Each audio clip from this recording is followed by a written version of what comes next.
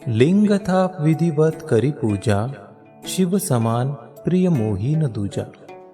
श्री श्यामा सेवा संस्थान के तत्वाधान में चारों धामों में एक दक्षिण भारत स्थित श्री रामेश्वर धाम में पूज्य महाराज जी के पावन जन्म दिवस पर संगीतमय श्रीमद् भागवत कथा का आयोजन पूज्य श्री अभिनंदन जी महाराज के श्रीमुख से दिनांक 26 दिसंबर 2021 से 1 जनवरी 2022 तक किया जा रहा है।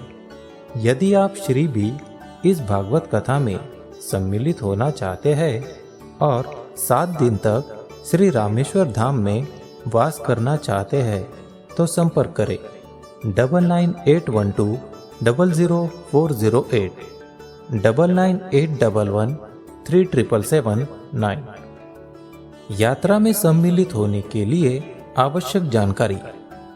यात्रा की सेवा प्रति व्यक्ति 5100 रुपये की होगी, जिसमें आपको एक कमरा अटैच दिया जाएगा, जिसमें सामूहिक 5 लोगों के रुकने की व्यवस्था होगी।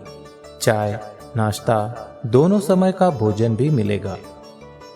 यदि आप व्यक्तिगत रूप से पर्सनल कमरा चाहते हैं, जैसे 2 लोग पति पत्नी या परिवार के कोई भी 2 सदस्य रुकना चाहते हैं, तो 11,000 रुपये की सेवा प्रति व्यक्ति की होगी। शास्त्र कहते हैं भक्त को, भजनानंदी को एक समय तक किसी भी एक स्थान पर रुकना चाहिए, उससे ज्यादा नहीं रुकना चाहिए। क्यों? बोले यदि जरूरत से ज्यादा कहीं ठहर गया भक्त, संत, गुरु या कोई पहुंचे हुए फकीर, तो उनको उस जगह से आसक्ति, प्रेम हो जाता है। ये दुनिया का नियम है भाई। घर में रहने वाले लोग क्यों इतने जल्दी मन नहीं बना पाते कि चलो वृंदावन चलें, हरिद्वार चलें, कथा सुनने चलें? कारण क्या होता है?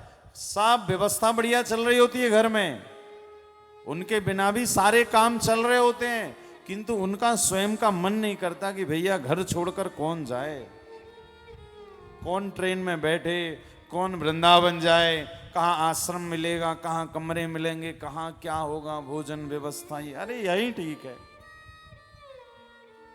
कहते ना एक इंग्लिश का वर्ड, कंफर्ट जोन को कोई त्यागना नहीं चाहता,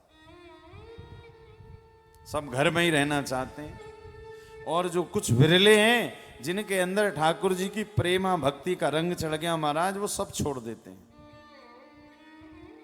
ये छोड़ने नहीं देते। कौन नहीं छोड़ने देते? बोले जो आपके मन की घर के प्रति आसक्ति है कि हम चले जाएंगे तो इनका क्या होगा, हम चले जाएंगे तो पोते को कौन संभालेगा, हम चले जाएंगे तो भैया घर की सब्जी भाजी कौन लाएगा, क्या हम चले जाएंगे तो सुबह से डेयरी से दूध कौन लाएगा। बड़ी नेक सी समस्याएं होती हैं लोगों की। अब जाएंगे सो महाराज इतनी व्यवस्था करके जाएंगे, 7-8 दिन की, 10 दिन की, फिर 10 दिन बाद आएंगे तो बिहारी जी का कुछ नहीं बताएंगे। दूध समय पर आता था कि नहीं? बोले हाँ आता था। आप उसकी चिंता छोड़ो, ये बताओ वृंदावन में, बोले वृंदावन छोड़ो, ये बताओ सब्जी भाजी समय पर आई कि नहीं? अरे वो सब आई जाती थी। आप ये बताओ बिहारी जी कैसे? अरे बिहारी जी की छोड़ो, ये बताओ और कोई समस्या तो नहीं हुई घर में?